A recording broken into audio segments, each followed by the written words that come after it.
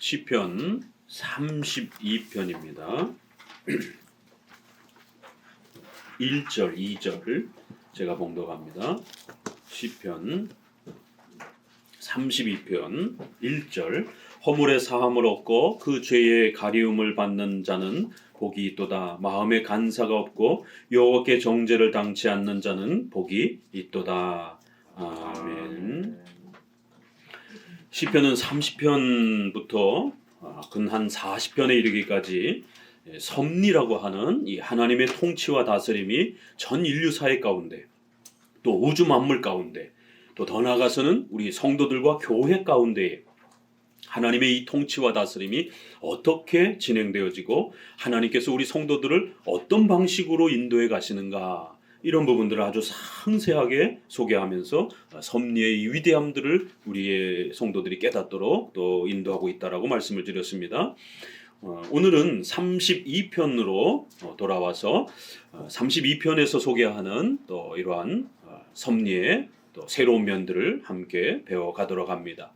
32편은 참회시라고 하는 아주 대표적인 시편에 자신의 죄를 고백하고 아파하고 괴로워하는 이러한 회개시, 참회시. 우리가 그 유명한 시편 51편, 다윗이 사랑하는 자신의 부하의 아내를 강제로 폭행하여 빼앗는, 그리고 나서 하나님 앞에 선지자로부터 엄중하게 책망을 받자 하나님 앞에 회개하면서 하나님께 도움을 요청하는 그러한 회개시가 나옵니다. 그래야 이 32편과 51편은 시편의 아주 가장 유명한 참회시. 우리가 참회의 어떤 고백, 그러면 어거스틴의 그 참회록, 회개록이라고도 번역하고 참회록이라고도 고백하는 이러한 그 어거스틴의 참회록이 굉장히 유명하죠. 그런 것처럼 시편에서는 이렇게 32편과 51편은 회개시, 참회시 이렇게 표현할 정도로 성도의 그 죄에 대한 깊은 탄식과 그 고통과 아픔을 하나님 앞에 쏟아내면서 하나님 잘못했습니다. 용서해 주세요. 이런 내용입니다. 그래서 죄에 대한 아주 깊은 이러한 그 내용들이 죄의 정의, 죄란 무엇인가, 죄가 왜 그렇게 무서운가, 죄의 그러한 종류, 성격, 또 그리고 그 죄의 참혹한 결과, 이런 부분들이 죄론에 해당이 되는 이런 부분들이 또 소개가 되면서 그 죄를 지은 성도를 하나님께서 어떻게 또 책망하시고 꾸중하시고 또 그리고 용서하시고 또 회복하시는지, 그래야 그 성도의 잘못조차도 하나님의 위대한 그 통치 아래서, 섭리 아래서 어떻게 하나님이 허용하시기도 하시고 또 다스리기도 하시고 또 성화시키시는 이러한 도구로 사용하시는지, 하나님께서 성도들의 이 죄의 문제와 관련된 하나님의 섭리 통치를 아주 놀랍게 우리에게 가르쳐내고 있습니다.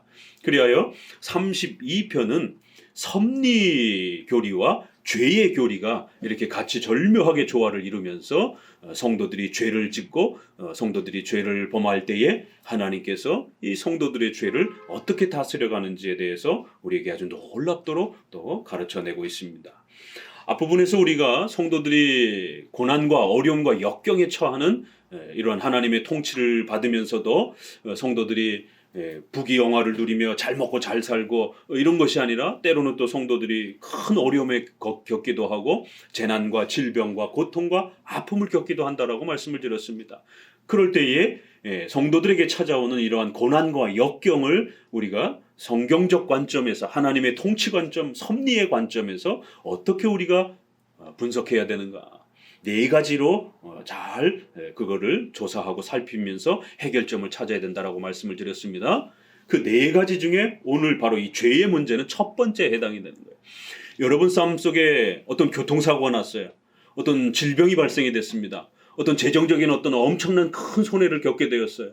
또 가족 중에 누가 심각한 위기를 겪고 있습니다. 그러면 성도들이 빨리 첫 번째, 혹시라도 우리가 무슨 잘못을 범하진 않았는가, 우리가 하나님 앞에 범죄한 것은 없는가, 죄 때문에 징계의 어떤 열매로 그러한 일들이 찾아옵니다. 그래서 반드시 성도가 죄를 범하면 벌을 받는다라고 하는, 책망을 받는다라고 하는, 그래야 가까운 그러한 어떤 사건 속에서 여러분이 어떤 고난과 재난과 역경을 겪게 되면 혹시라도 하나님 앞에 내가 모르고 내가 기억지 못한 그러한 죄를 내가 혹시라도 범했는지를 신속히 돌아보셔야 돼요. 한국교회는 욥기서처럼 결국 원인과 결과, 네가 죄를 졌으니까 이런 결과가 벌어진 거야. 이게 유교 안에도 권선징악이라고 하는 우리 유교 문화에도 네가 죄를 졌으니까 이런 일이 벌어진 거야. 이게 권선징악이기도 합니다. 유교 문화에는 이게 굉장히 강합니다. 분명히 이거는 하나님의 섭리법칙에도 있어요. 악을 범하면 남을 해치게 되면 반드시 벌을 받는다. 이건 우리 유교 문화에도 있고 우리 이건 도덕적 인간의 양심 속에도 최소한으로 우리 인간이 알고 있는 그러한 보편 상식이에요. 그런데 성경에도 분명히 하나님 앞에 범죄하면 벌을 받는다라고 하는 가르침이 분명히 있습니다. 이건 불교에도 일부분 그런 내용들이 있어요. 착하게 살아라. 이런 내용들이 분명히 일반 문화에도 있습니다. 그런데 그것만 가지고 우리의 모든 인생의 고난과 어려움을 해석하려고 한다. 그러면 문제가 되는 거예요.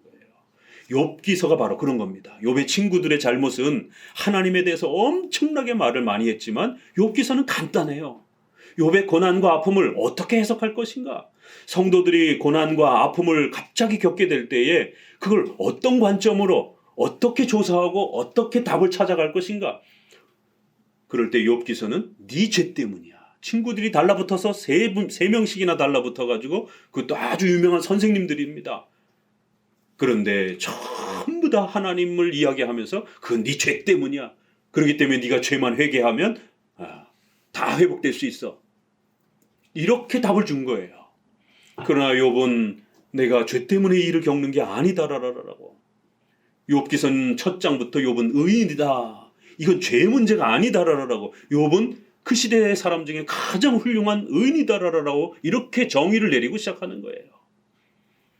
그래서 엘리후가 마지막에 등장을 해서 욥이여 당신의 죄 때문에 이런 일을 겪는 게 아니라 우리가 하나님 앞에 하나님 앞에 더 성장하도록 하나님이 때로는 우리에게 이런 재난과 고난과 어려움을 주시기도 하는 겁니다.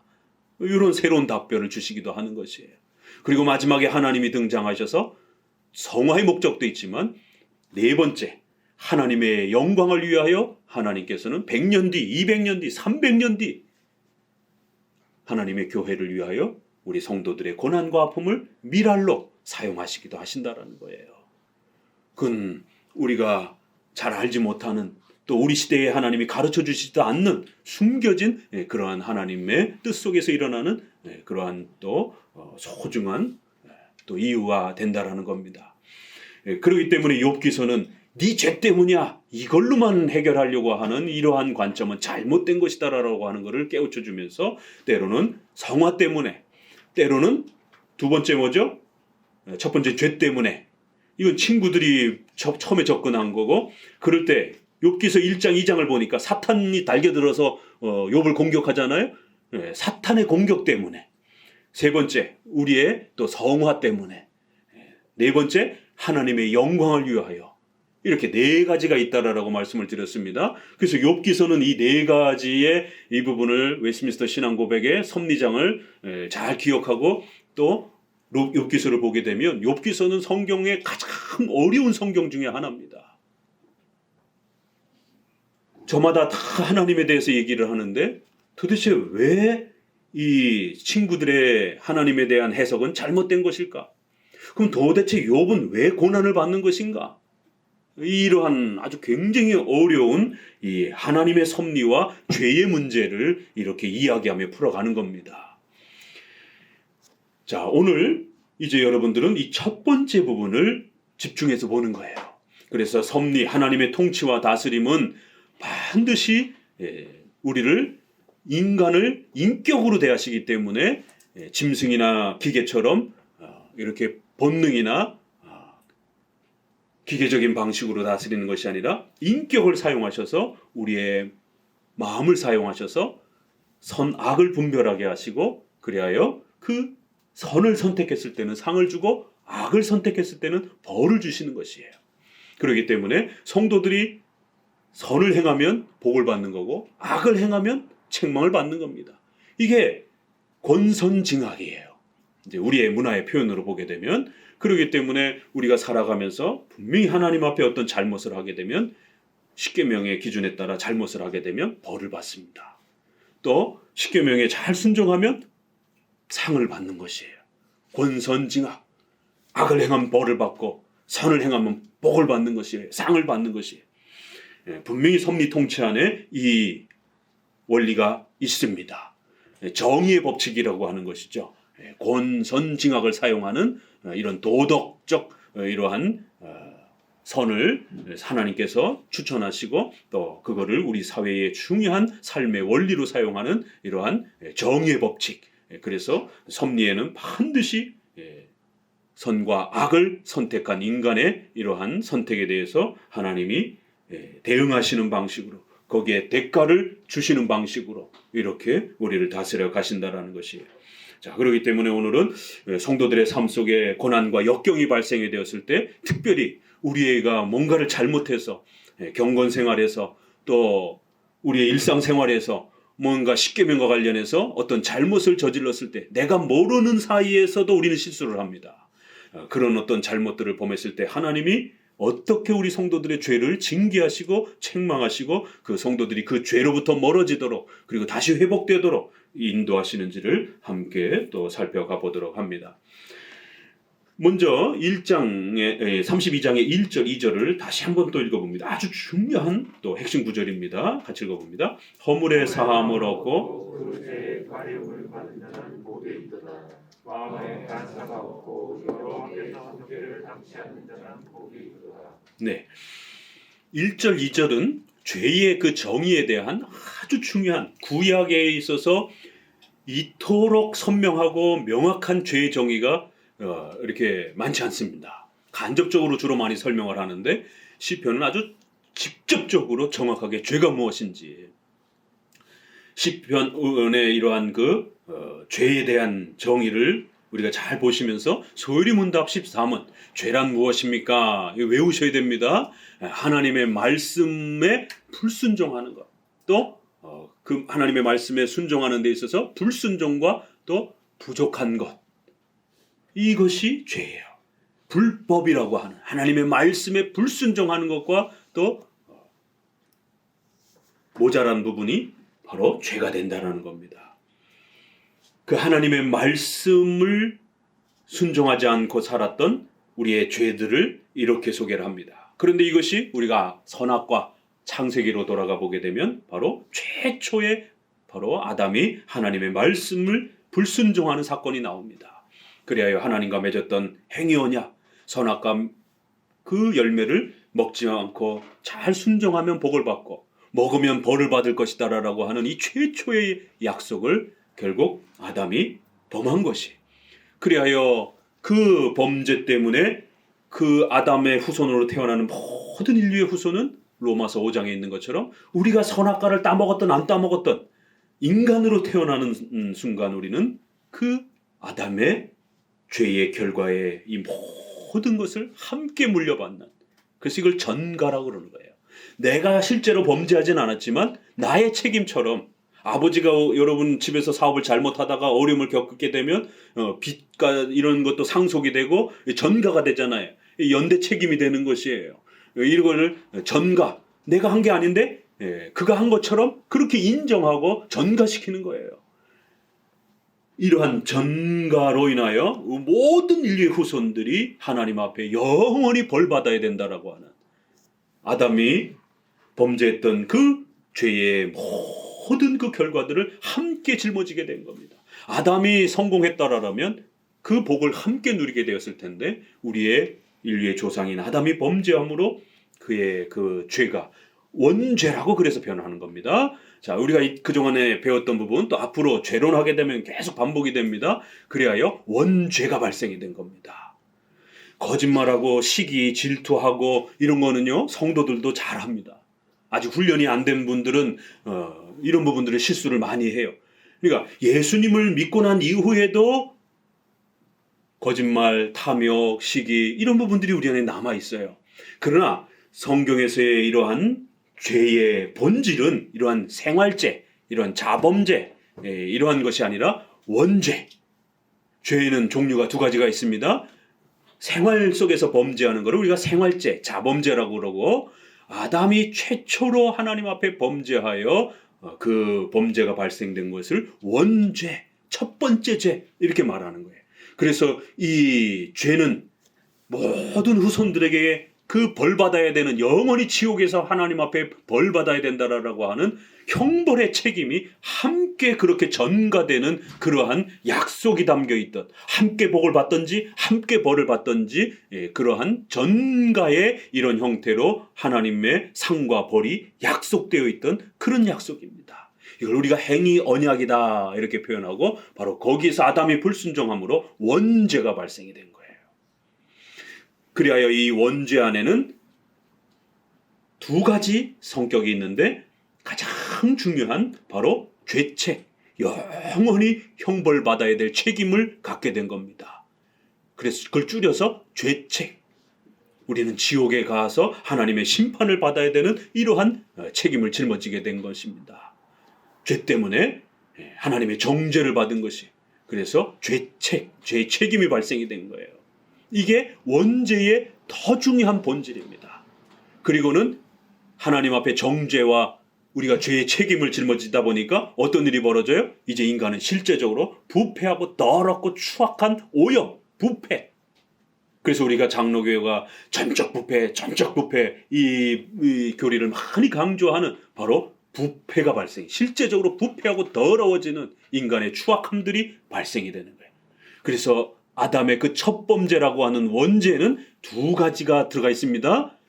죄책과 부패. 하나는 원인의 역할을 하고 하나는 열매의 역할을 하는 것입니다. 그래서 죄의 책임, 그 다음에 그 죄의 결과인 더러움과 부패에 대한 부분, 이걸 우리가 원죄 이렇게 말하는 거예요. 그리고 이런 원죄 때문에 실제적으로 우리가 삶 속에서 시기, 질투, 미움하는 이러한 생활적인 죄들이 발생이 되는 겁니다. 죄의 종류는 원죄와 자범죄로 이렇게 구분이 되는 겁니다. 이 기본 개념들을 부단히 소유리 문답을 통해서 훈련을 하셔야 돼요.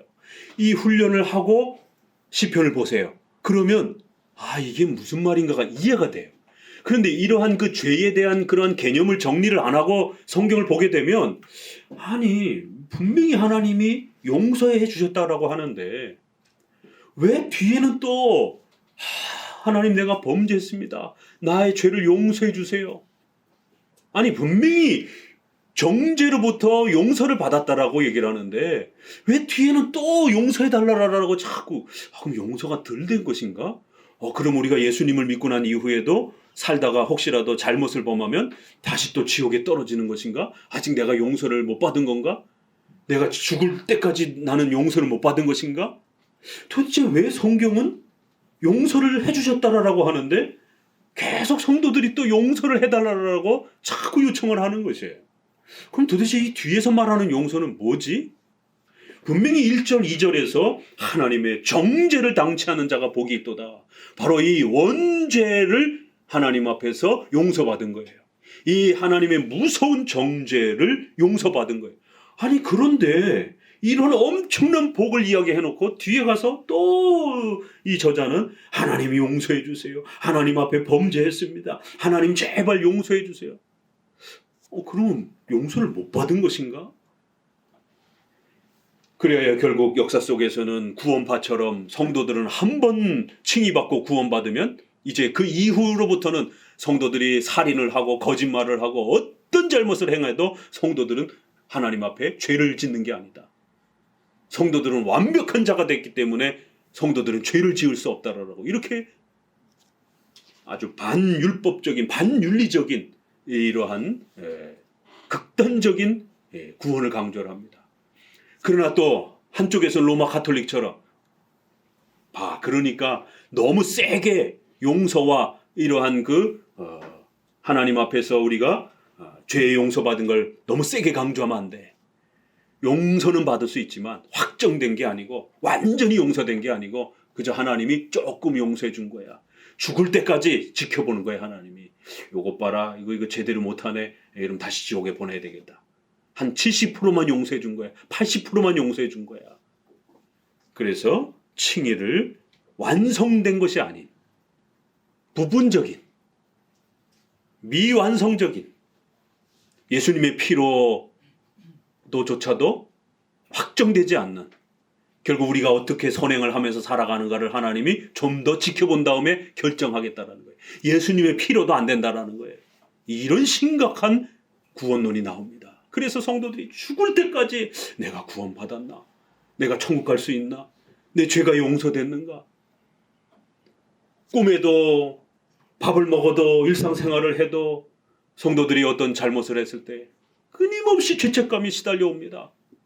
특별히 우리 여성들이 이렇게 낙태와 관련된 이러한 부분들, 어떤 피치 못할 상황에서의 어떤 또 낙태가 이렇게 발생이 되기도 하고, 그럴 때에 이게 명백하게 어떤 의지를 갖고 낙태를 한 것인지, 아니면 어떤 또 여성이 생명의 위독함 때문에 어쩔 수 없이 의료적 판단을 통해서 아이와 산모를 둘 중에 하나를 선택해야 되는 이런 절박한 상황 속에서 산모를 선택할 수밖에 없는 이런 상황 속에서 부득이함 속에 산모를 살리는 이런 결정을 했습니다. 이제 그 이후에 산모가 회복되고 나면은요, 엄청난 죄책감에 시달립니다. 물론 의지를 갖고 어떤 경제적 형편 때문에, 다른 이유 때문에 낙태를 했으면 그건 명백하게 죄죠. 그렇지만 이렇게 산모를 선택해야 되느냐, 아이를 선택해야 되느냐, 이런 위기 가운데 빠져서 어쩔 수 없는 부득이함 속에 산모를 선택했을 때 그 산모는 회복되고 난 이후에 엄청난 죄책감과 자괴감과 고통 속에 살아가게 됩니다. 왜냐하면 우리 어머니들은 잘 이해하십니다. 이 산모의 이 모성애라고 하는 것은 상상을 초월하는 그러한 그 내용을 담고 있습니다. 아무리 주변에서 괜찮아, 다시 아이는 낳으면 돼, 이렇게 해도요, 그 아이를 잃은 것에 대한 그 슬픔이, 여성이 마치 자기가 잘못해서 그 아이를 잃은 것 같은 그런 엄청난 이 모성애와 이 부분이, 아이를 잃은 슬픔이 겹치면서 그것이 자기 때문에 아이를 잃은 것 같은 그 죄책감에 시달리면서 어마어마한 괴로움에 빠지게 됩니다. 그거요, 몇 마디 위로로, 무슨 뭐 정신과 상담 치료로 잘 해결되지 않습니다. 반드시 6계명의 의미를 10계명을 통해서 정확하게 가르쳐 줘야 되고, 또 그 다음에 부득이함의 원리라고 하는 이 섭리 통치 원리를 반드시 가르쳐 줘야 됩니다. 산모가 잘못해서가 아니라 하나님의 뜻 속에서 그 아이를 태중에서 거두어 가시는 것이에요. 하나님이 거두어 가시는 것이에요. 그 산모의 잘못이 아닙니다. 섭리 교리가 이렇게 엄청난 겁니다. 그 성도가 섭리 속에서 태중에라도, 또 낳다가도, 또 낳고 난 이후에 얼마 갓난아기 동안에도 우리의 선조들 안에 흑사병 때문에 중세 시대의 종교개혁 시대 때 아이들이 얼마나 많이 죽었습니까? 칼빈의 아이들도 죽었고, 베자의 아이들도 죽었고, 우리가 잘 아는 그 유명한 종교개혁자들의 아이들도 열을 낳게 되면 그 중에 70%가 죽기도 합니다. 의료 혜택이 없기 때문에. 그러면 다 그 죄책감 속에 시달려가지고 아무것도 못하는 이런 일이 벌어질 수 있는 거죠. 하나님의 섭리 속에서 그 아이를 데려가시는 거예요. 이거 어디서 봅니까? 다윗이 밧세바를 범했을 때 분명히 그건 잘못이에요. 그런데 아이를 가졌습니다. 그런데 그 아이가 갑자기 아프기 시작해요. 아이가 태어나고 난 이후에 이유를 알 수 없는 병에 시들시들 앓게 됩니다. 그래요, 이미 벌써 다윗은 하나님 앞에 잘못을, 그 사건과 관련해서 분명히 잘못을 하나님 앞에 회개했습니다. 51편에서 보는 것처럼. 그런데 그 이후에 아기가 아프면서 생명의 위독함을 느낍니다. 그래야 하나님 앞에 간절히 기도합니다. 하나님, 내 아이를 살려주십시오. 금식을 하면서 기도를 합니다. 나라 전체가 슬픔에 빠졌어요. 왕자가 아프니까. 시름시름 앓다가 결국 아이는 죽습니다. 그러자 다윗이 금식하던 모든 걸 중단하고 벌떡 일어나서 밥 가져와라. 그리고 밥을 먹는 거예요. 그 신하들이 깜짝 놀라는 거예요. 아니, 어떻게 애가 죽었는데 저렇게 벌떡 일어나서 일상생활을 할 수가 있는가? 그의 부하들이 묻습니다. 왕자가 죽으면 국가장롱이 발생이 되는 이런 심각한 상황이잖아요.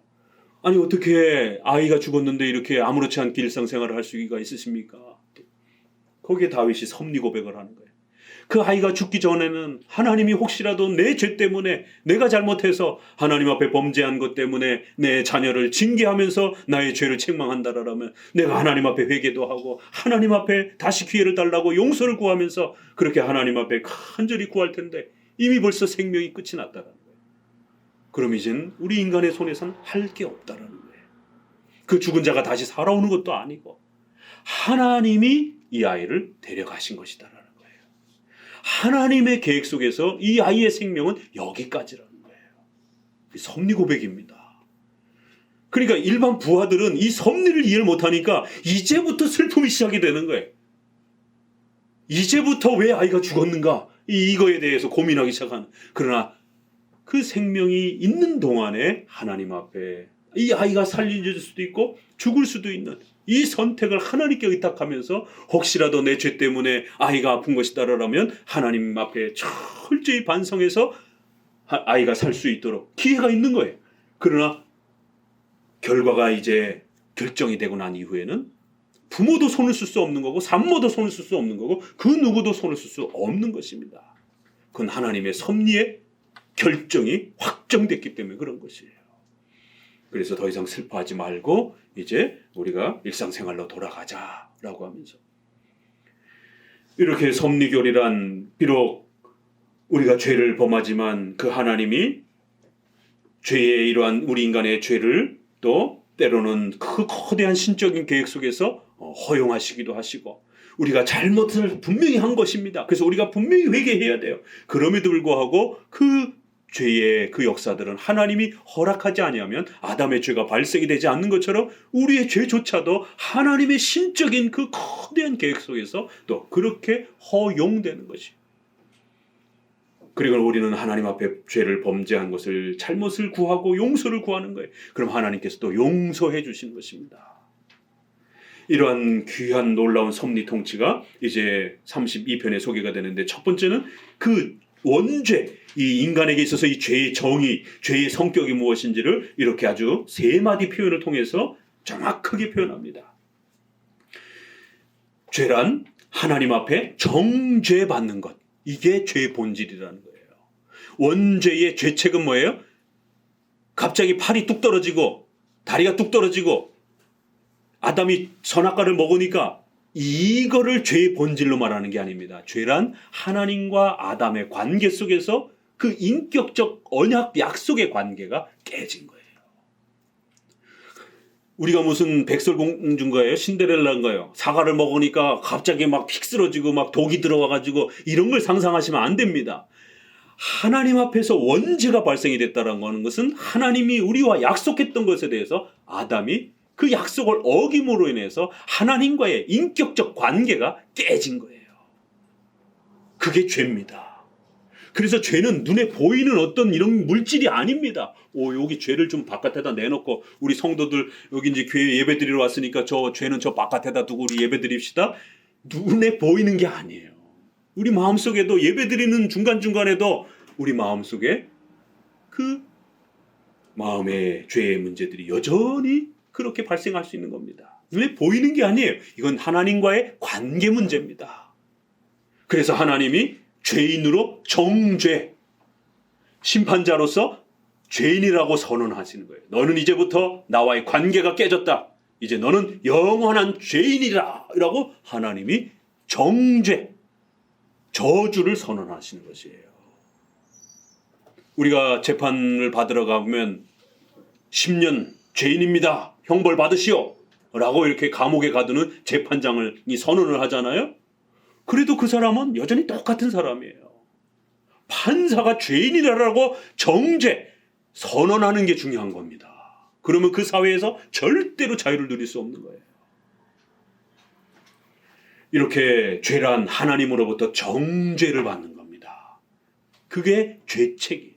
죄의 책임을 우리가 정죄를 하나님이 하시니까 영원히 지옥에서 벌 받아야 될 책임이 우리에게 주어지는 거예요. 그러면 구원은 뭐예요? 그 정죄를 하나님이 거두어 가시는 거예요. 내가 이제 더 이상 너희를 죄인이라 여기지 않겠다.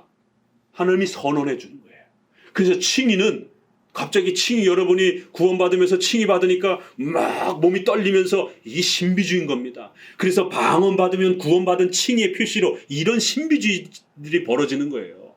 여러분이 예수님을 믿고 세례를 받고 칭이 받은 하나님의 자녀라라고 교회를 통하여 선언이 될 때 아무런 표시가 나타나지 않습니다. 갑자기 몸이 막 떨리고 막 쓰러지고 무슨 갑자기 이마에 하나님이 표시를 쫙 해주고 이런 거 아무것도 없습니다. 이건 다 선언이에요.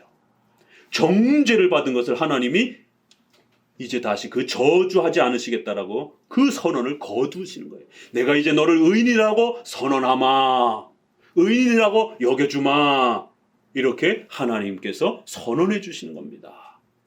그러면 이제 그 이후로부터 우리는 거룩함의 도우심과 역사들이 우리의 실제적 삶 속에 열매들이 나타나기 시작하는 거예요. 그래서 칭의는 눈에 보이는 게 아닙니다. 하나님의 의롭다라고 우리를 여겨주시는 재판장으로서의 무죄 선언이에요. 성화는 뭐예요?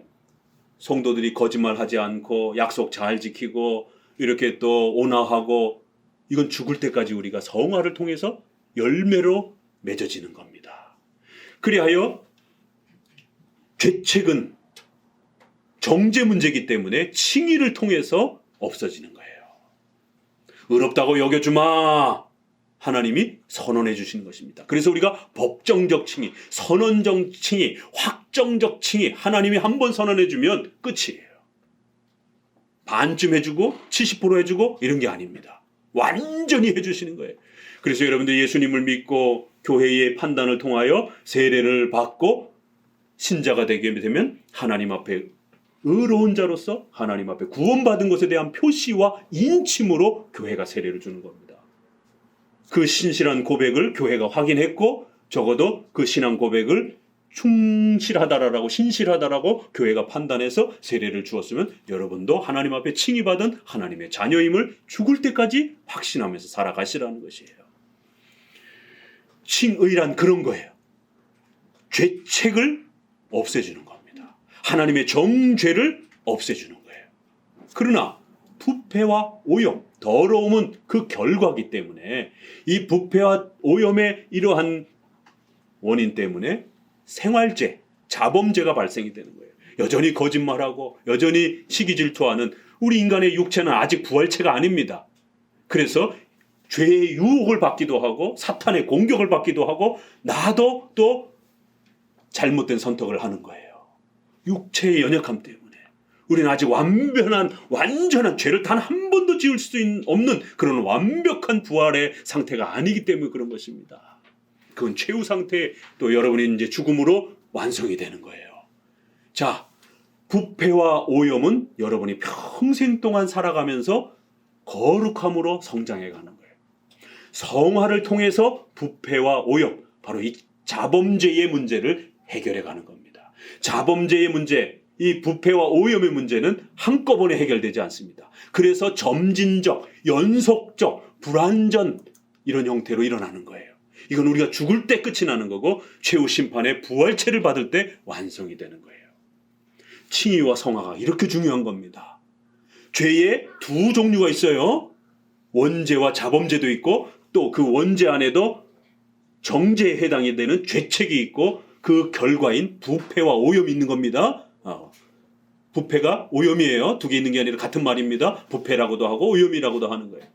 그래서 우리가 이제 성경을 읽다 보면 우리의 모든 정죄, 우리의 모든 죄가 용서받았습니다. 이렇게 표현을 하는데 조금 있다가 뒤에 가서 하나님 제발 저를 용서해 주세요. 이런 표현이 또 따라 붙는 거예요. 그러면 뒤에 거는 뭐예요? 성화에 대한 고백입니다. 이게 막 그냥 쏟아지니까 성도들이 읽을 때는 이게 도대체 용서를 받은 건가 안 받은 건가? 그럼 도대체 언제까지 용서를 구해야 되는가?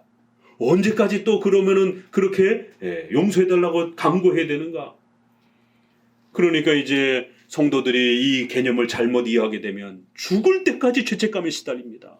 하나님 앞에 회개를 해놓고도 죽을 때까지 죄책감에 시달려요. 그 꿈속에서도 또 떠올라요. 그래서 우리가 죄를 지으면 못 견딘다라는 겁니다.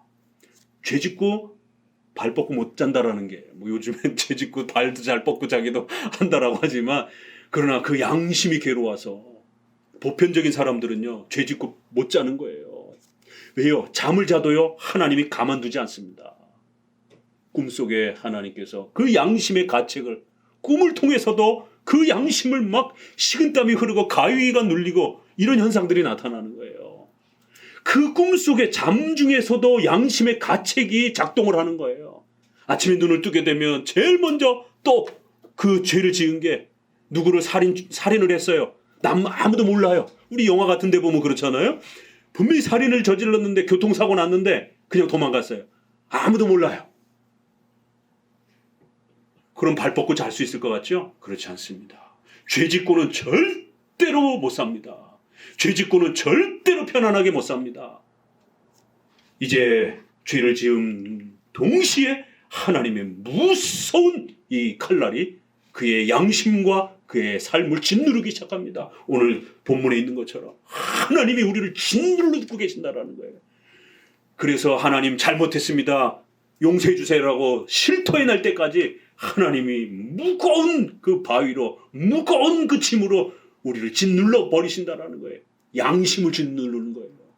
그래서 자도 꿈에 막 그 사람을 죽였던, 자기가 죽였던 그런 꿈이 나타나고, 눈을 뜨고 아침에 살아가도 막 그런 환청이 들리고 막 환상이 보이고, 이런 그 영화 같은 그런 일들이 벌어지는 거예요.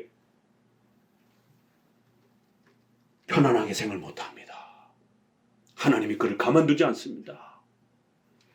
그런 일들이 벌어지면서 일반적인 삶 속에서도 사람이 나쁜 짓을 하게 되면 그 고통과 그 양심의 괴로움을 견딜 수 없어서 10년, 20년이 지나서, 우리가 왜 무슨 시효라래요, 그거를. 공소시효가 지났는데도 불구하고 사람들은 자수하잖아요. 그리고 나서는 오히려 감옥에 가서 발 뻗고 자는 거예요. 왜요? 양심이 편해졌기 때문에. 이게 인간이에요. 그 숨고 살면 될 텐데 왜 자수를 하는가? 오늘 본문의 이처럼 인간에게 있어서 죄란 무엇인가? 그 죄를 지었을 때, 특별히 우리 성도들이 죄를 지었을 때 어떤 일이 벌어지는가라고 했을 때, 첫 번째는 칭의에 관련된 죄책에 대한 부분을 먼저 소개하고, 그 다음에는 부패와 자범죄에 대한 생활죄들과 관련된 성화 속에서 범죄하는 이러한 삶의 내용들을 이야기하는 거예요. 그래서 앞부분에는 이렇게 죄의 가리움, 죄를 가리워줬다.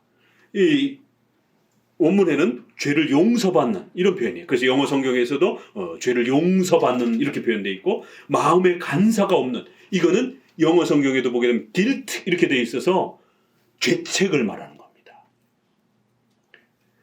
그 마음에 죄책이 없는 자들은, 이런 표현이에요. 그래서 하나님 앞에 원죄의 그 정죄, 죄책이 없는 자들, 그것을 용서받은 자들의 복이 얼마나 위대한 건가. 정죄를 당치 않는 자는 복이 있나니. 세 마디로 표현했어요. 죄를 용서받는 것, 죄책이 없는 것, 정죄를 당하지 않는 것. 이게 다 원죄에 해당이 되는 거예요. 이 칭의에 해당이 되는 거예요. 그래서 우리가 예수님을 믿습니다, 내가 죄인입니다 라고 고백하면, 그리고 세례를 받으면 바로 이 죄책, 하나님의 정죄가 사라지고 우리는 하나님의 의로운 백성이다라고 하는 칭의의 하나님의 자녀의 복을 받으며 세례로서 그 보증과 표시를 받게 되는 겁니다. 그래서 원죄 부분에 특별히 이 정죄라고 하는 이러한 아주 중요한 죄의 본질을 먼저 소개를 했습니다. 그런데 이제 놀라운 건 3절, 4절부터가 이제 문제예요. 읽어봅니다. 내가 토설치 아니할 때에 종일 신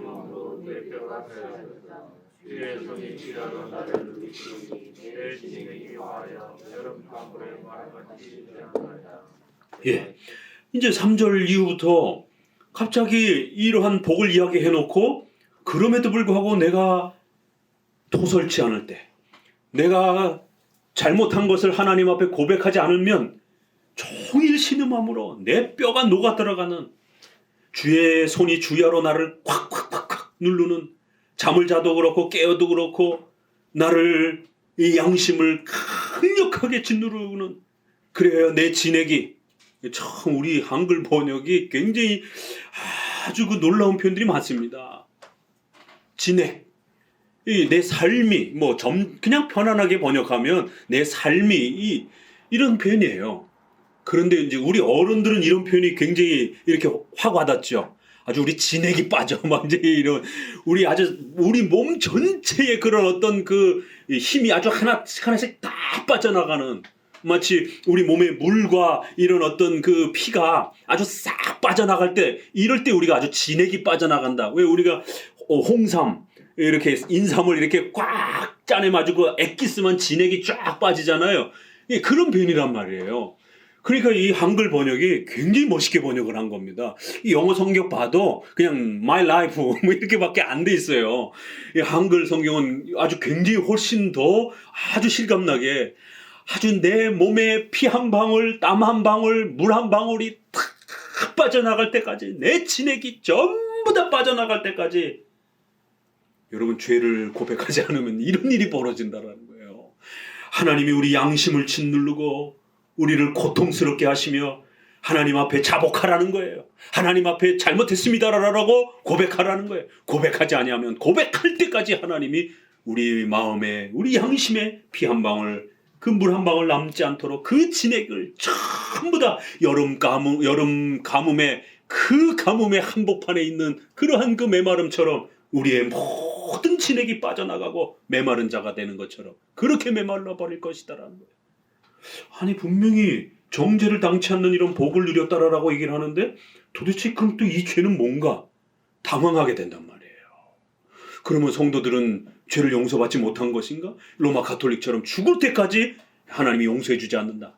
너가 어떻게 끝까지 선을 행하고 경건 생활을 하는가 지켜본 다음에 하나님이 죽을 때 가서 천국으로 보낼지 지구로 보낼지 결정하겠다라고 미확정적인 불안정한 이러한 칭의론을 가르치는 겁니다. 그럴 때 성경은 하나님께서 용서해 주시는 이 칭의는 완전한 칭의, 단 한 번의 칭의로 하나님이 의롭다고 선언해 주시면 완성이 되는 거예요. 그래서 여러분들이 진실하게 세례 고백을 통해서 세례 신자가 되었으면 얼마든지 하나님 앞에 하나님의 자녀로서 자신감을 가지고 살아가라는 것이에요. 장로교가 이렇게 멋있습니다. 그런데 요 틈을 타고 최근에 독립파나 경건주의나 이런 회중파들은 회개와 신앙을 더 세게 강조하면서 그래도 우리가 더 회개해야 된다는 거예요. 더 강력하게 믿음을 결단하지 아니하면, 자칫 잘못하면 우리가 세례받은 것으로 충분하게 우리가 신자인 것을 확인할 수 없다라는, 그러니까 자꾸 제2의 성령 세례, 은사체험 이런 이야기들이 나오는 거예요. 그러나 장로교는 성도가 소유리 문답을 따라 신실하게 그 죄를 고백했고 이해했고 배웠고, 그래서 예수님을 믿겠다라고 고백했고, 그래야 당회가 볼 때 이분의 고백이 신실하고 충분히 성경의 죄와 또 예수님을 의지하는 그 고백을 충분히 했다라고, 예수님이 누구신지를 충분히 이해했다라고 당회가 판단하면 세례를 진행하는 겁니다. 그럼 하나님께서 세워주신, 예수님이 세워주신 세례 제도이기 때문에 비록 연약한 목회자가 준다 할지라도 예수님의 말씀을 따라서 행하는 거기 때문에 예수님으로부터 직접 받는 세례나 동일한 효력이 발생이 되는 겁니다. 예수님조차도 세례 요한한테 세례를 받았어요. 하나님이 직접 이는 내 사랑하는 자녀의 아들이다라고 하는 그 어마어마한 표식을 사람을 통해서 받았습니다. 사람을 통해서 받느냐 하나님으로부터 직접 받느냐 상관없어요.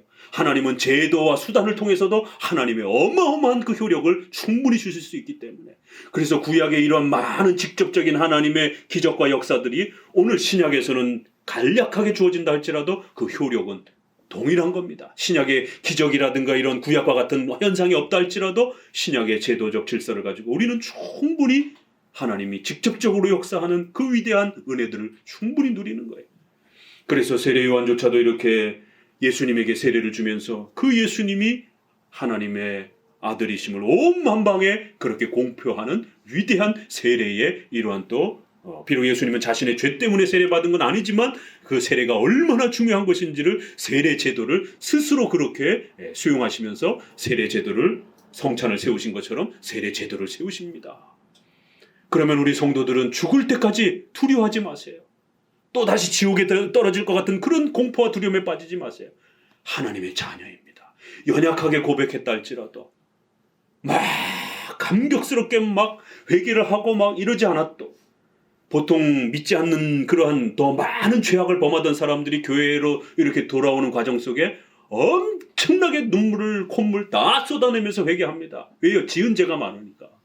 그러나 교회 안에서 이렇게 차분하게 이렇게 유아 세례 받고 이러한 그 교회 안에서 어렸을 때부터 이렇게 자란 성도들은 그런 어떤 획기적인 어떤 회개 체험이라든가 이런 게 별로 없어요. 어제도 믿었고 오늘도 믿었고 그냥 늘 믿음의 그 공간 안에서 이렇게 성장해 왔기 때문에 그런 어떤 죄에 대한 어떤 강렬함이 일반 불신자에서 신자 아무도 안 믿던 집안에서 혼자만 예수님을 믿는 이런 상황처럼 이렇게 어떤 강렬한 방식으로 회개 체험이 일어나지 않습니다. 그래서 장로교는 장로교 질서 아래에서의 그런 회개적 고백을 잘 성도가 이렇게 따라오게 되면 충분히 세례 주는 것입니다. 그래서 이러한 칭의 부분은 칭의로서 하나님께서 세례의 이러한 그 질서를 따라서 그가 구원받은 하나님의 자녀임을 분명히 선언해 주는 거예요. 그 다음부터는 성화의 문제입니다. 성도들이 이게 자꾸 헷갈리니까 조금 잘못한 이런 죄 때문에 지옥에 다시 떨어지는 것 같은 그런 두려움과 죄책감에 시달리면서 끊임없이 공포에 휘달리는 겁니다.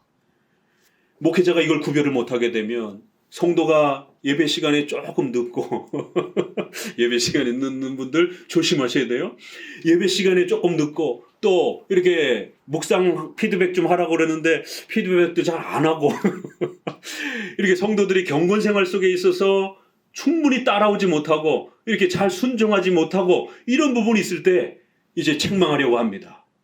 그렇다고 해서 묵상 피드백 좀 못했다고 해가지고 자꾸 그러다가 지옥 갈 수 있어. 이렇게 책망하면 안 된다는 거예요. 예배 시간에 조금 늦는다고 해서 당신 그러다가 지옥 갈 수 있어. 이렇게 책망하면 안 되는 거예요. 그 칭의 문제는 목회자가 함부로 건들면 안 되는 겁니다. 왜요? 내가 내 손으로 세례를 줬기 때문에. 그 성도의 신앙이 불안정하고 못 믿겠으면 세례를 주면 안 되는 거예요, 목회자가. 내가 내 손으로 더더구나 세례를 줬다라면 그의 신앙 고백을 보증한다고 인정한다는 겁니다. 자기 손으로 세례를 줘놓고 그 신자 못 믿겠다. 너 불신자 같아. 이래버리면 큰일 나는 겁니다.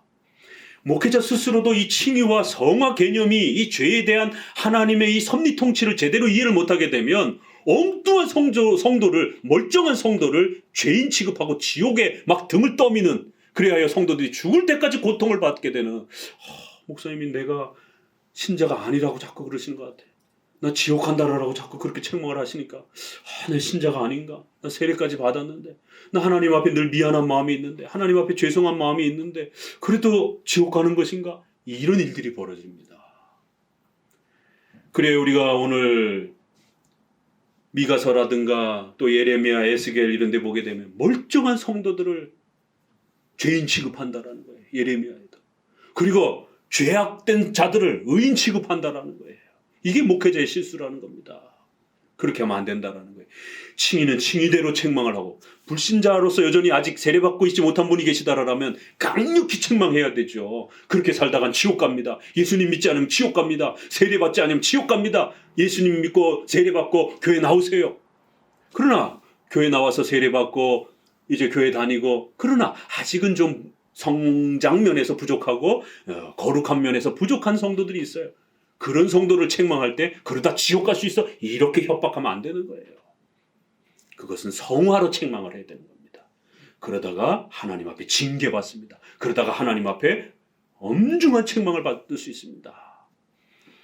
이걸 잘 구별해 줘야 되는 겁니다. 그래야 이제 3절 이하부터는 성도가 하나님 앞에 살아가는 중에 혹시라도 죄를 범하고 성화 속에서 자범죄, 생활죄, 미움, 시기, 질투 이런 부분에 있어서 죄를 범하는 거예요. 십계명과 관련해서 누가 완벽하게 이 땅에서 그거를 다 완성할 수 있겠습니까? 목회자도 그거는 완벽하게 못하는 거예요. 그러면 실수가 벌어지고 잘못이 벌어지는 거예요. 그럴 때 우리 성도들이 그런 죄가 발생이 되었을 때 성화와 관련돼서 잘못이 벌어졌을 때 목회자는 그 성화로서 책망을 하는 거예요. 그렇게 하게 되면 경건의 충만함을 못 누립니다. 성령 하나님의 은혜의 충만함을 못 누립니다. 또 삶 속에서 의식주의 이러한 충만함을 못 누립니다. 하나님 앞에 회초리를 맞지 않으려면 빨리 회개하십시오. 지옥 가려면 이러면 안 되는 거예요. 하나님 앞에 회초리를 맞지 않으려면 이 땅에서 지옥과 같은 고통을 맛보시고 싶으십니까? 그럼 죄를 지으세요. 이 땅에서 지옥과 같은 고통은 맛볼 수 있어요. 그러나 지옥에 가는 것처럼 이렇게 협박을 하면 안 되는 것이에요. 그래서 이 땅에 하나님의 얼굴이 잠시 하나님의 도우심이 가리워지는, 성령 충만함의 은혜가 가리워지는 일시적 중단이 일어나는 이런 고통을 성도들이 겪을 수 있다는 거예요. 회초리를 맞을 수 있어요. 그래서 이걸 우리 웨스트민스터 신앙고백에서는 부성애적인 책망, 저도 그래서 이걸 번역할 때 이걸 어떻게 번역을 해야 되나, 아버지로서의 책망, 부모님과 같은 마음으로서의 책망, 이게 좀 표현이 길어지다 보니까 그래서 이제 이렇게 좀 한문적인 표현으로 부성애적인 징계, 이렇게 심판자로서 지옥에 벌하시는 그런 형벌이 아니고 부모로서의 책망. 달라요. 그렇죠?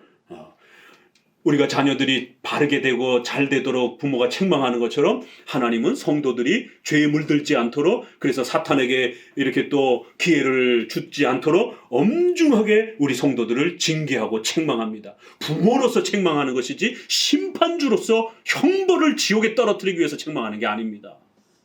이 칭의와 성화의 이 구분을 잘 하면서 그 섭리 속에서 하나님께서 우리를 특별히 성화와 관련된 자범죄와 생활죄와 관련된 이 징계를, 아버지로서 부모로서의 이 징계를 어떻게 해나가시는가를 읽어내면 되는 거예요.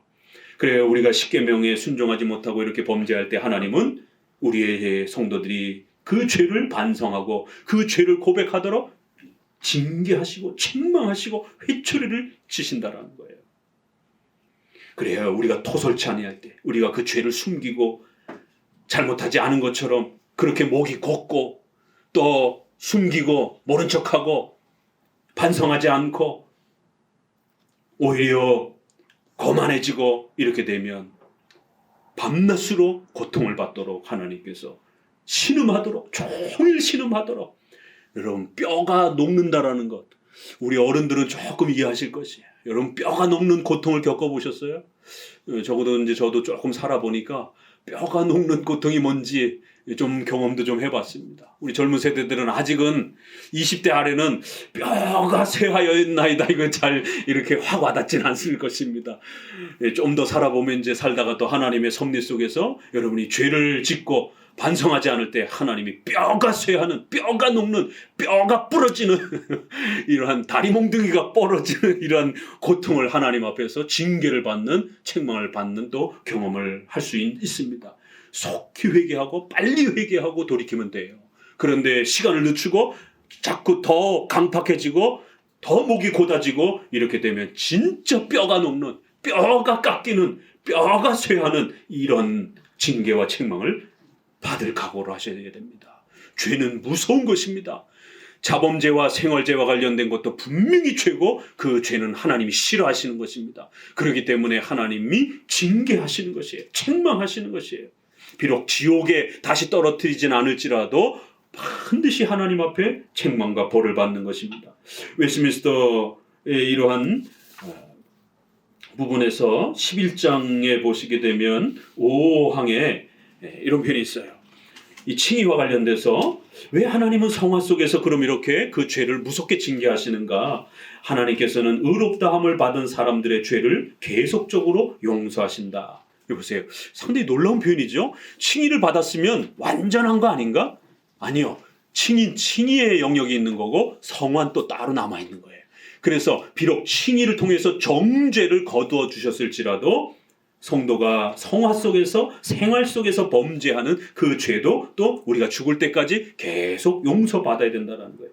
비록 그들이 칭의 상태로부터 결코 타락할 수 없을지라도, 그러나 자신들의 죄로 말미암아 하나님의 부성적인 노여움 아래 있을 수 있다. 부성적인 노여움. 이 경우에 그들이 자신을 낮추며 죄를 고백하고 용서를 구하고 믿음과 회개를 새롭게 하기 전까지는 하나님의 얼굴빛이 그들에게 회복되지 않을 수 있다. 여러분, 죄를 고백하고 하나님 앞에 용서를 구하지 않으시면 하나님 얼굴 볼 생각하지 마세요. 이런 표현입니다, 이게. 우리 일상 문화에도 부모님이 이제 자식들한테 그런 표현들을 이렇게 또 쓰잖아요. 여러분, 죄를 짓고 하나님 앞에 회개하지 않은 상태에서 하나님 얼굴 볼 생각하지 말라라는 거예요. 임시적으로 그렇게 하나님의 은혜의 충만함을 우리가 중단되어지는 고통을 겪게 된다는 거예요. 하나님의 얼굴은 없어요. 영이시기 때문에. 그러나 하나님의 임재하심과 은혜의 충만함을 성경은 이렇게 하나님의 면전에 선다 이런 표현으로 하나님의 얼굴빛을 본다 이런 표현을 많이 쓰기 때문에 그 표현을 그대로 갖다 쓰면서 하나님의 은혜의 충만함을 하나님의 얼굴빛을 보는 걸로 이렇게 표현하는 거예요. 그럼 우리가 죄를 지은 상태에서는 하나님 얼굴 볼 생각하지 말라라는 거예요. 하나님의 은혜의 충만함을 가득 채울 생각하지 말라라는 겁니다. 못 누린다라는 거예요. 그래서 요한일서 1장 8절에도 만일 우리가 죄 없다 하면 스스로 속이고 또 진리가 우리 속에 있지 아니할 것이요 만일 우리가 우리 죄를 자백하면 저는 미쁘시고 우리 죄를 사하실 것입니다. 분명히 성도들은 죄를 범한다라고 이렇게 고백을 해요. 그런데 요한일서 3장 9절에 똑같은 그 요한일서에 하나님께로서 난 자마다 죄를 짓지 아니하나니 이는 하나님의 씨가 그 속에 거한다. 성도들은 절대로 죄를 짓지 않는다 이렇게 표현하고 있습니다. 이래서 소유리 문답 훈련이 필요한 겁니다. 아니 같은 그 성경에 한 번은 성도가 절대로 죄 짓지 않는다. 하나님께로부터 났기 때문에. 그런데 요한일서 1장에는 죄 안 짓는다라고 이렇게 떵떵거리는 사람들은 하나님 앞에 아주 잘못된 것이다.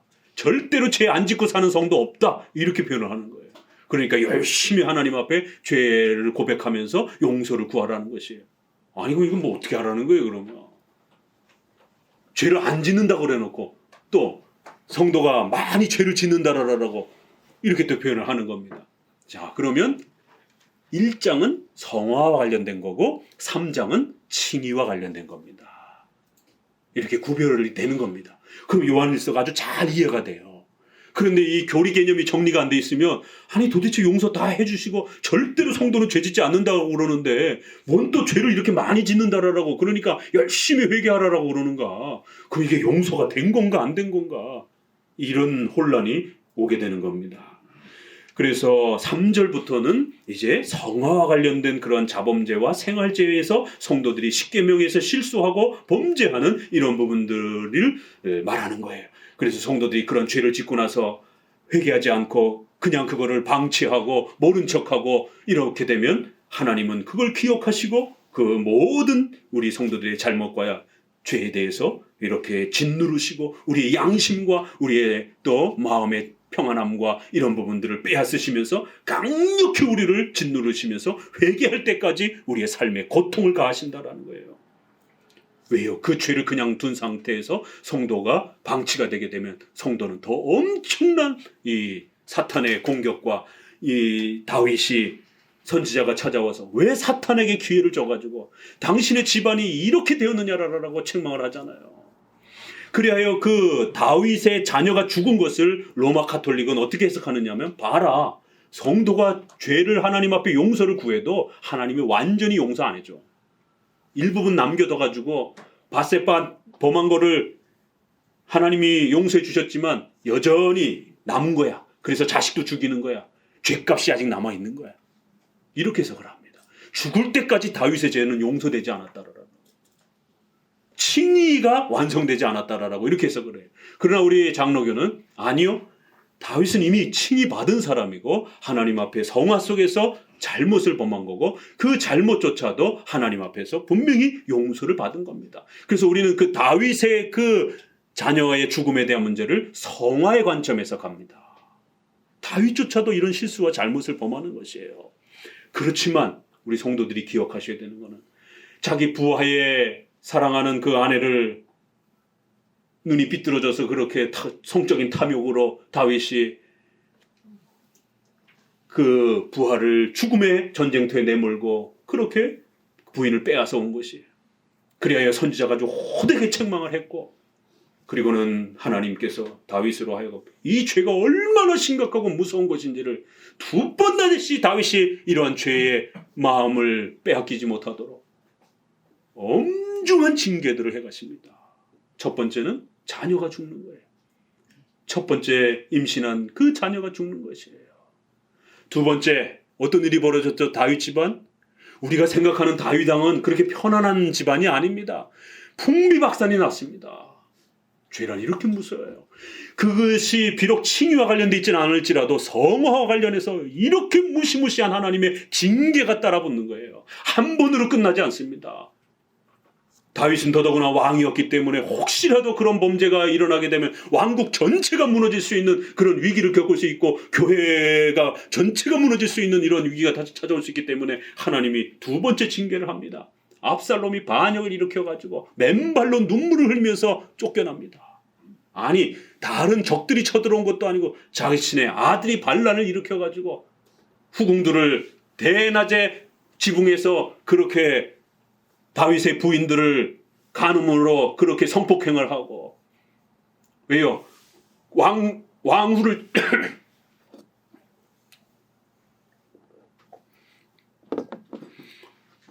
왕후를 취해야 왕권을 고대 사회에서는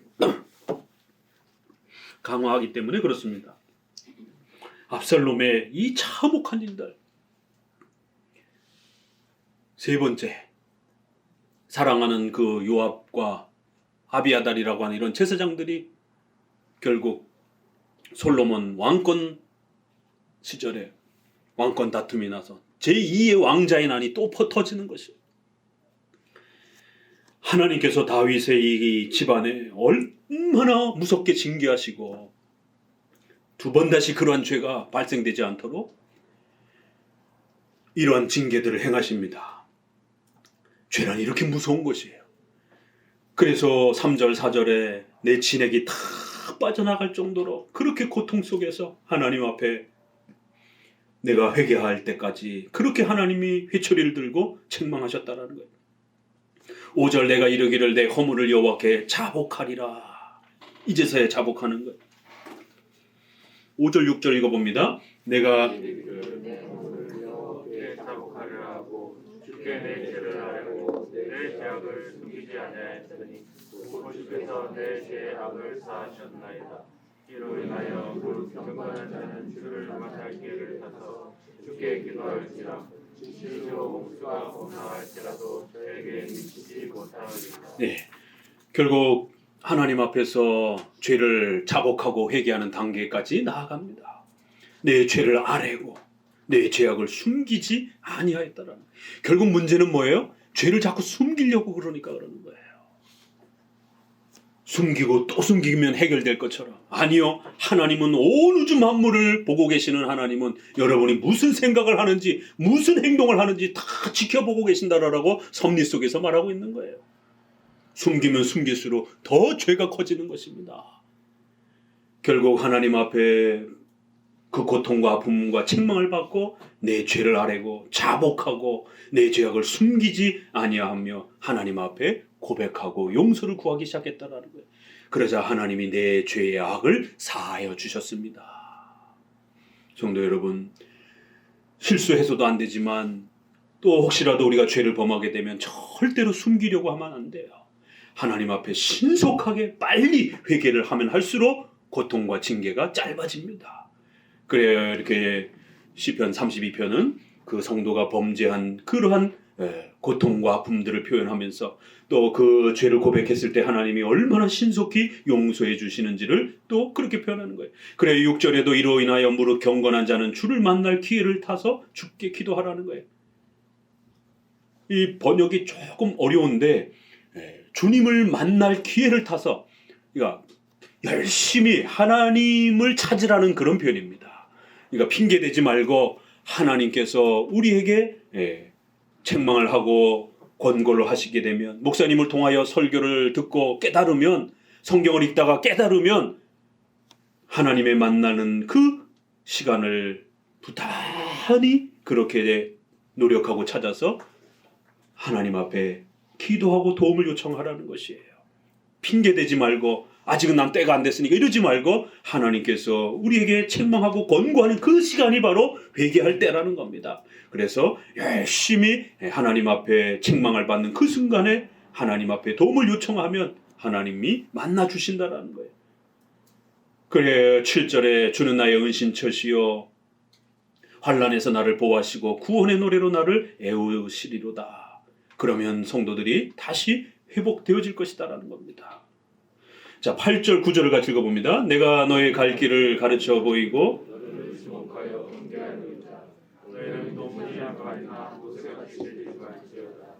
그들은 자갈과 굴레로 단속하지 아니하면 너희에게 가까이 오지 않으리로다. 예.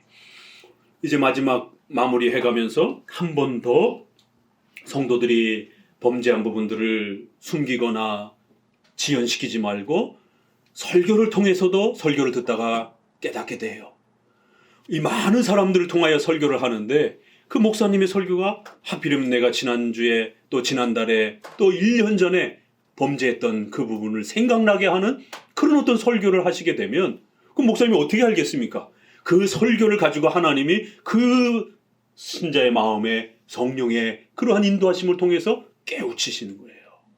그 설교를 듣는데 하필이면 1년 전에 내가 남의 돈을 이렇게 떼어먹은 것, 또 남에게 어떤 폭행을 당하고 이렇게 보상을 하지 않은 것, 이런 숨은 죄들이 10년 전에 이렇게 악행을 행했던 것들이 그 설교를 들으면서 떠올랐어요.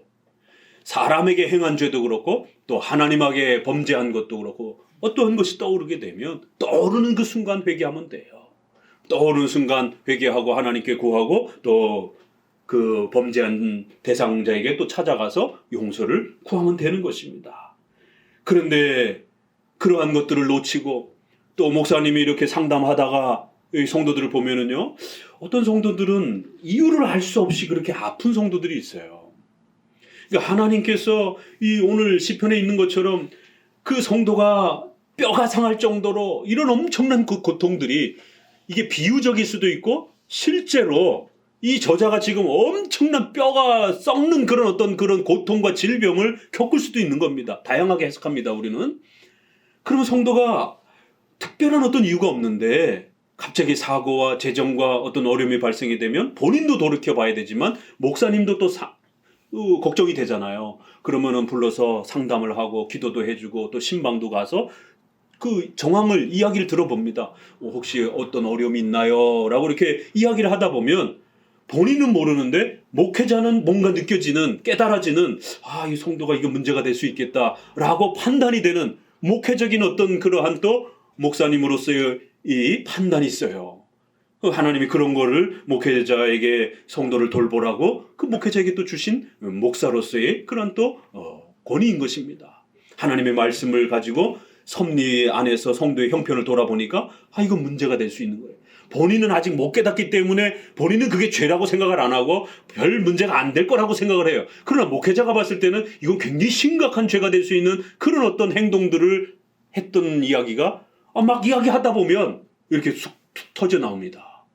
그러면 이런 일이 있었습니까? 그럼 이거 좀 생각하셔야 됩니다. 이거 심각하게 좀 고민하셔야 됩니다. 일반 질병이 발생이 되면 우리가 치료를 받으면 돼요. 그런데 치료를 받았는데도 해결이 오래도록 안 되고 뭔가 이렇게 계속적으로 답이 없고 이러면 아까 처음에 말씀드린 것처럼 사탄의 공격 때문에 성화의 목적 때문에 어떤 다른 이유 때문도 있을 수 있어요. 그러나 목회자가 첫 번째의 어떤 죄의 어떤 내용으로서 판단이 되고 분석이 될 수 있는 어떤 그의 지난 삶에 대한 내용들을 듣게 된단 말이에요. 그럼 우리 성도들이 이제 이런 일들을 아주 조심해야 됩니다. 먼저 교회에 계시다가 교회를 나오는 과정에서 우리가 신앙의 자유 때문에 교회를 선택하고 나올 수 있어요. 그러나 그 나오는 과정 중에 내 정당성과 다르게 또 불미스러운 일이 발생이 돼서 성도들과 다투기도 하고 또 목회자와 다투기도 하는 불미스러운 일들이 발생이 됩니다. 그래서 나올 때 잘 나와야 돼요. 예의를 갖춰서 그냥 인사하고 이렇게 나오면 되는데 이제 인간이다 보니까 다투게 된단 말이에요. 그런데 성도들은 이걸 아무렇지 않게 생각하고 그냥 지나와요. 그런데 집안에 자꾸 무슨 일이 발생이 돼요. 그런데 이유를 알 수가 없어요. 그럼 목회자가 상담하고 이렇게 이야기를 듣다 보면 그런 교회와 관련된 신앙의 문제들이 원인이 되기도 합니다. 이거 아주 중요한 문제입니다. 성도들은 이게 그렇게 연결되는지 잘 몰라요. 그러나 목회자가 봤을 때는 이거 문제가 돼요. 교회란 여기도 교회고 거기도 교회고 하나님의 하나의 교회이기 때문에 비록 부족하여서 다른 교회로 옮겨갈지라도 하나님의 교회를 이단이 아닌 이상에는 하나님의 교회를 함부로 막 짓밟고 하나님의 교회를 함부로 막 공격하면서 그 교회를 막 쑥대밭으로 만들면서 이렇게 떠나게 되면 반드시 문제가 발생이 됩니다. 그런데 성도는 신앙생활 하면서 자리를 잡고 살다 보면 잊어버려요. 과거의 그 일들을. 근데 집안에 어떤 일이 발생이 돼요. 그럼 목사님 아무리 기도해도 해결이 안 돼요. 왜 이렇죠? 그럼 목회자는 가까운 데서부터 찾아봅니다. 혹시라도 성도가 경건생활을 등한시했는가? 뭐가 문제가 있는가? 사회생활, 직장생활도 좀 물어보고 또 가족생활도 좀 물어보고 그리고 난 다음에 또 이렇게 교회로 옮겨온 성도들은 그 먼저 교회에 어떻게 옮겨오게 됐는지도 좀 살펴보고 그리고 또 그의 지나온 세월, 어린 시절 이런 부분들도 또 이렇게 돌아보게 됩니다. 또 이혼을 하신 분들은 그 이혼하는 과정에 어떤 일들이 있었는지 아무리 이혼의 정당성이 있어도요 또 그 이혼하다 보면 상대방에게 할 말 못할 말 엄청난 또 이런 인격적인 어떤 정죄와 저주와 이런 부분들이 발생이 된단 말이에요. 그러면 본인은 잊어먹고 지나가지만 그런 거예요. 때린 사람은 발 뻗고 잊어먹고 자요 그냥. 그렇지만 이 맞은 사람은 얼마나 고통스럽고 괴로운지 잠을 못 자는 거예요. 그런 것처럼 목회자가 상담을 하다 보면 어떤 내용들이 나옵니다. 그런데 그런 내용들이 없이 어떤 재난이 발생이 되면 견디면 돼요. 같이 기도합시다. 왜요? 두 번째, 세 번째 내용이 될 수 있기 때문에. 그러나 목회자가 보기에도 이건 명백하게 어떤 문제가 될 수 있는 십계명과 관련된 어떤 문제가 확인이 되면 목회자는 그건 가르쳐 주는 거예요. 성도님, 이거는 그냥 지나치면 안 됩니다. 이건 반드시 피해자가 발생이 됐기 때문에 이건 반드시 찾아가셔서 용서를 구하고 또 용서를 구하지 않더라도 화해를 하시고 관계를 회복하셔야 됩니다. 또 어떤 피해 보상이 아직 덜 된 상태이면 이거 반드시 가서 보상을 하시고 이렇게 오셔야 됩니다. 이런 그 원인을 살펴주는 겁니다. 그래서 목회자가 필요한 겁니다. 목회자도요, 목회자 자기가 잘못한 건 잘 몰라요. 자기가 남을 때린 것은 잘 몰라요. 때려놓고 잊어버려요. 험악한 말 해놓고 잊어버려요. 이게 사람이기 때문에 그래요. 그래서 목회자도 노예에서 견제를 받는 겁니다. 노예에서 다른 목회자들이 살펴봐 주는 거예요. 이 목회자가 어떤 특별한 죄를 범하지 않았는지, 특별한 실수를 행하지 않았는지. 목회자가 동료 목회자들에게, 성도들에겐 털어놓을 수 없지만 동료 목회자들에게 털어놓는 거예요. 요즘에 목회하는데 또 우리 집안에 이런 일이 자꾸 발생되고 왜 이렇게 발생되는지, 어려움이 발생되는지 모르겠어요. 이러면 선배 목회자가 그 얘기를 들어보고 살펴보고 목사님 이건 좀 고치셔야 됩니다. 이건 목사님이 이거 조정을 하지 않아서 그렇습니다. 이건 목사님의 잘못입니다. 나는 잘못이 아니라고 생각하는데 선배 목회자들이 봤을 때는 이거 분명히 하나님의 말씀에 위배되는 그런 어떤 문제가 있는 거예요. 그래서 목회자도 견제를 받는 겁니다. 이건 우리 모두가 똑같아요. 인간이기 때문에 그런 것입니다. 그래서 이런 부분들을 잘 헤아려서 어떤 부분이 문제가 되고 그거를 목회자와 상담을 하면서 목회자가 권면해주는 그 정도 내용으로서 속히 이게 죄가 될 수 있겠구나, 이게 문제가 될 수 있겠구나 라고 받아들이면 그리고 회개하면 그 문제가 신속히 해결이 됩니다. 기적처럼 해결이 됩니다. 경제적인 어떤 부분이 꽉 막혀 있잖아요. 그 부분을 회개하고 용서를 구하면 기적처럼 경제적 문제가 해결이 됩니다. 질병의 어떤 부분들이 병원을 가도 MRI 찍고 뭐 별 저걸 다 했는데도 회복이 안 되는데 기적처럼 해결이 됩니다. 모든 병이 다 그런 건 아니에요. 여기와 관련된 첫 번째 이 죄와 관련되어서 특별히 목회자가 봐도 문제가 돼 있는 수 있는 부분들을 목회자가 지적하거나 또 책망을 하거나 권면을 하는 그런 내용이라면 그 분명히 해결이 됩니다. 약속할 수 있어요. 하나님의 섭리법칙은 그렇게 아주 정확한 수학 공식과 같은 그런 엄청난 하나님의 약속의 상벌의 법칙이기 때문에 그렇다라는 거예요. 죄를 지었으면 벌을 받게 됩니다. 선을 선택했으면 착한 일을 하나님 앞에 순종했으면 복을 받는 거예요. 이게 섭리적 정의 원칙입니다. 그렇기 때문에 오늘 이러한 말씀들이 계속 되는 겁니다.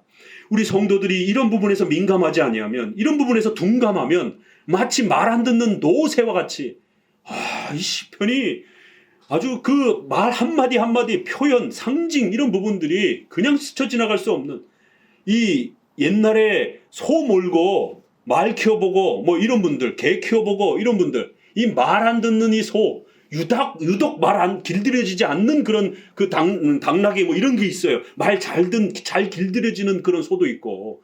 왜 우리가 말 길들여지지 않는 그 왜 그 말 야생마들 있잖아요. 막 뒷발질하고 막 이런 그거 왜 아무도 못 길들이잖아요. 그럼 나중에 도살합니다, 그냥. 그 표현을 여기다 써서 마치 우리가 그 하나님 앞에 범죄하고 그거를 회개하고 돌이키고 빨리빨리 그 부분들을 이렇게 하나님 안에서 잘 순종하면서 이렇게 우리의 잘못들을 살피는 이런 게 훈련되지 않는 이러한 강팍한 마음은 마치 길들여지지 않는 짐승처럼 말 듣지 않는 노새같이 자가가요 굴레로 입에다가 고통을 가하면서 그렇게 힘을 줘야 말을 겨우 듣는 이런 상태가 되면 안 된다라는 것이에요. 다리 몽둥이가 부러지고 삶의 질병과 아픔과 재정적인 엄청난 이러한 고통을 겪으면서 겨우 그제서야 순종을 하고 이러면 안 된다라는 거예요. 그러면 그 성도의 삶이 엄청 고통스럽습니다. 그 전에 하나님 앞에 설교를 통해서 또 목회자의 권면을 통해서 그래서 교회의 권징의 질서가 있는 겁니다. 그래서 수찬 정지를 시키기도 하고 또 목회자가 개인적으로 이렇게 야단도 치기도 하고 목회자의 야단을 하나님의 신적 권위 아래 위탁된 하나님의 말씀으로서의 책망으로 받으셔야지 그 목회자의 권면과 훈계와 책망을 인간적인 어떤 그러한 걸로 기분 나빠서 막 이렇게 되면 결국 하나님으로부터의 책망은 성도가 받을 수 없습니다. 하나님은 교회의 질서를 세우셔서 목회자가 자격을 갖추고 적어도 내가 신뢰하는 목회자가 그렇게 여러분의 성도의 삶을 들여다보고 이거 문제가 있습니다. 이거 조심해야 됩니다. 그러면서 또 고쳐지지 않아서 수찬 정지를 하고 그러면 하나님의 신적 권위를 위탁받은 목회자가 하나님의 말씀을 가지고 책망하는 거예요. 그럼 하나님이 책망하듯이 그렇게 듣는 겁니다.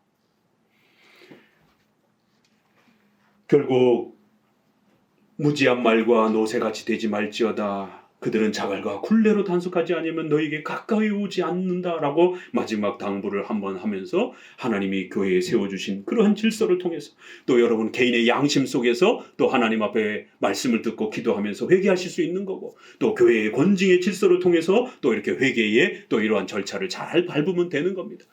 이 세상에 그 어떤 인간도 단 한 사람도 죄를 안 짓거나 실수 안 하는 사람 없습니다. 죄를 짓는 게 문제가 아니라 그 죄를 짓고 난 다음에 그 처리하는 방식. 하나님 앞에 용서를 구하고 회개를 구하는 이게 문제가 되는 거예요. 목회자도 죄를 짓고 목회자도 실수를 할 수 있어요. 그러나 빨리 회개를 하고 빨리 하나님께 도움을 요청하면 되는 겁니다. 그런데 회개할 시간을 놓치고 우리가 사람 사이에서도 서로가 이렇게 용서를 구할 수 있는 시간이 있잖아요. 시간이 너무 길게 지나버리게 되면 그 마음이 더 굳어지면서 서로가 용서하고 화목할 수 있는 시간을 잊어버리게 됩니다. 그런 것처럼 이렇게 빨리 신속하게 교회 질서 아래에서 회개하고 하나님의 도움을 청하고 수찬정지를 회복하고 그래서 다시 성찬을 회복하고 이러면 하나님의 은혜의 충만함을 누리게 되는 것이에요. 죄를 짓고 실수를 하는 게 문제가 아니라 이렇게 강팍해져서 오래도록 돌아오지 않는 이게 문제가 된다는 겁니다. 그리하여 오늘 본문의 말씀을 다시 한번 잘 새기면서 하나님 앞에서 이렇게 교회적 질서를 통해서 간접적으로 책망하실 때에 우리는 신속히 회개해야 됩니다. 목회자가 책망을 해도 듣지 않으면 어떤 일이 벌어지느냐. 섭리법칙 아래서 보존 협력. 이게 보존 협력이에요. 보존 자연 질서 속에서 노동을 하고 그 열매를 받는 거예요. 협력, 우리가 선악을 하나님의 말씀을 가지고 선택하는 인격적인 행위를 하는 거예요. 그래도 이제 이러한 부분들을 지키지 않으면 하나님이 우연한 사건들이 터지면서 우리 생애에 사고가 발생이 되고 질병이 발생이 되고 정말 심각한 어떤 죽음의 위기를 겪는 이러한 고통들을 당합니다. 그래서 죄가 무서운 겁니다. 하나님이 성도를 사랑하시기 때문에 징계하시는 것이에요. 그래서 우리 성도들은 은혜의 수단을 게을리해도 이러한 징계를 받기도 합니다. 또 하나님 앞에서 이러한 십계명의 이러한 부분들을 범죄를 해도 또 역시 징계를 받는 것이에요. 하나님 앞에서 이러한 가르침과 권면을 통하여 우리가 회개하고 또 용서를 받고 그러면서 성도는 더 자라가면 되는 겁니다. 두려워하지 마시고 하나님 앞에 범죄한 부분들을 숨기지 마시고 열심히 회개하시고 적극적으로 하나님 앞에 그렇게 자신의 죄를 고백하면 되는 겁니다. 그러면 10절에 이제 악인들은 많은 슬픔이 있으나 여호와를 신뢰하는 자에게는 인자심이 두루리로다. 너희 의인들아 여호와를 기뻐하며 즐거워할지어다. 마음이 정직한 너희들아 다 외칠지어다. 그러면 이제 하나님께서 악한 자들은 징계하시지만 이렇게 회개하고 용서를 구하는 자들에게는 인자심으로 그를 두를 것이고 그 성도들은 양심의 평안과 기쁨을 누리면서 마음껏 평안함들을 즐거이 외치는 이러한 신앙의 회복들을 누리게 될 것이다라는 거예요. 자, 오늘 이렇게 시편 32편 말씀을 통해서 하나님께서 섭리 속에서 우리 성도들이 또 혹시라도 성화 속에서 잘못하고 또 죄를 범할 때에 그 죄를 하나님께서 작정과 섭리 속에 허락하시지만 또 우리 성도들이 자신이 잘못한 그러한 그 죄들이기 때문에 반드시 신속하게 또 회개하도록, 회개하지 아니하면 이런 엄청난 고통을 섭리 속에서 여러분의 의식주와 이런 모든 삶을 사용하여 고통을 가하시면서 그 성도가 회개할 때까지 고통을 가하시는 거예요. 그래야 그런 모든 또 고통들을 하나님 앞에 회개하고 용서를 구하면 또 신속하게 또 이렇게 회복이 되는 이러한 모든 과정 속에 또 교회가 필요한 겁니다. 그래서 목회자의 도움을 받으면서 목회자는 우리 성도들의 목자요 또 성도들을 양이라 이렇게 표현하는 게 바로 이런 부분들을 하나님의 말씀을 가지고 섭리적으로 성도가 어떤 형편에 있는지를 목회자는 좀 더 여러분보다 객관적으로 또 여러분보다 좀 더 성경을 많이 알기 때문에 그 부분을 잘 헤아려 줄 수 있는 것입니다. 그래서 아무 문제 없는 것 같습니다. 우리 좀 잘 버티면서 기도합시다. 그러면 죄의 문제는 아니에요. 그냥 열심히 우리가 함께 기도하고 버티면 되는 거예요. 그러나 목회자가 그 상담을 하면서도 들어봐도 걱정이 될 정도로 뭐가 문제가 있으면 그건 신속히 빨리 그 삶의 방향을 고쳐야 됩니다. 조정해야 됩니다. 그렇지 않으면 더 심각한 징계가 따라붙을 수 있습니다. 마지막으로 제가 한 예를 들으면서 마칠까 합니다. 목회 초에 여기로 이사 오기 전에 한 청년 부부가 노부부를 모시고 사는데 청년이 남편이 굉장히 착해요. 그런데 어찌 된 일인지 부인을 자꾸 때리는 거예요. 그래서 제가 몇 번 불러다가 야단을 칩니다. 왜 주일에 눈이 펄해가지고 오고 그러니까 이거 도대체 왜 이러냐 했더니 맞았다라고. 믿기지가 않는 거죠. 너무 착하고 성품이 아주 온순한데. 그래서 청년 그 남편을 불러다가 자초지종을 물어보고 뭐 이러다 보니까 이제 뭐 고부간의 갈등이라든가 뭐 이런 부분들이 이제 이렇게 서로 대화가 안 되고 막 이러다 보니까 주먹이 먼저 나갔다고 그러더라고요. 호되게 야단을 쳤죠. 두 번 다시 만약에 폭행을 해가고 이렇게 되면 수찬 정지를 당하고 또 하나님 앞에 또 이런 부분에서 교회적 질서에 있어서 징계를 받을 수 있다라고. 이건 처음은 개인적 목사님의 권면으로 끝나지만 만약에 또 발생이 되게 되면 공적인 권징의 절차를 따라서 징계를 받을 수 있으니까 조심하라라. 한 달 정도는 잘 버티더니만 또 때려가지고 또 왔어요. 그래서 수찬 정지를 하고 수찬 정지 1개월. 그래도 또 맞아갖고 와요. 3개월, 4개월, 6개월 이상 넘어가면 아주 중징계입니다. 그러더니 결국 구하나사가 왔어요. 주일날 아침에 밥을 먹으려고 하는데 입이 휙 돌아가가지고 밥을 못 먹는 거예요. 그래서 사모님이 그거 전부 쪼개가지고 죽처럼 만들어가지고 밥을 먹이고 그랬습니다. 그래서 제가 따로 또 예배 끝나고 앉혀놓고 너 지난번에 책망을 해서 만약에 이 권징도 안 받게 되면 하나님이 널 엄중하게 책망할 수 있다라고 징계받을 수 있다라고 직접적으로 하나님 앞에 징계받을 수 있다라고 목회자가 경고했지 않느냐. 죄송합니다. 다음엔 절대로 안 때리겠습니다. 그러더니만 또 몇 달 지나고 나서 또 때리고. 그래서 제가 최후 경고를 했어요.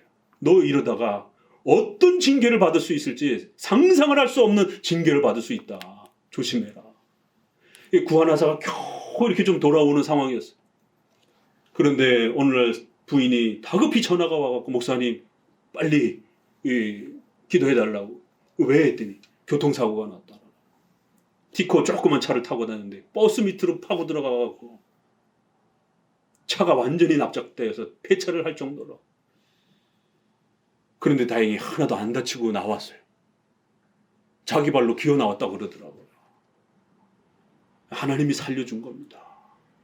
교회 예배 끝나고 또 불러다가 너 부인 때릴 거야 안 때릴 거야. 이게 이런 게 잘 고쳐지질 않는 것이. 너 이러다가 죽을 수도 있어 정말. 이 하나님이 마지막 경고처럼 너에게 이런 경고를 주셨는데 이것도 무시하게 되면 너 정말 죽을 수도 있어. 부인을 절대로 때리면 안 돼. 반성하겠다라 안 하겠다. 이런 일이 있었어요. 그러한 과정을 목회자가 살펴주면서 성도들의 삶을 들여다봐주면서 성도들이 죄에 물들지 않도록 혹시라도 실수를 했다라면 그 죄를 빨리 해결할 수 있도록 그래서 가정이 평안함을 찾을 수 있도록 목회자는 그런 역할을 하는 겁니다. 그래서 오늘 32편의 구약의 가장 유명한 이 참회시 이 죄와 관련된 이 또 섭리의 하나님의 또 위대한 통치와 다스림을 우리 성도들이 잘 배워서 그 죄악을 숨기지 아니하고 또 목회자와 함께 그 죄의 문제들을 교회적 안에서 또 잘 또 해결해 가면서 더욱 성장해 가는 우리 성도들 되시기를 주의 말씀으로 권면을 드립니다. 기도합니다.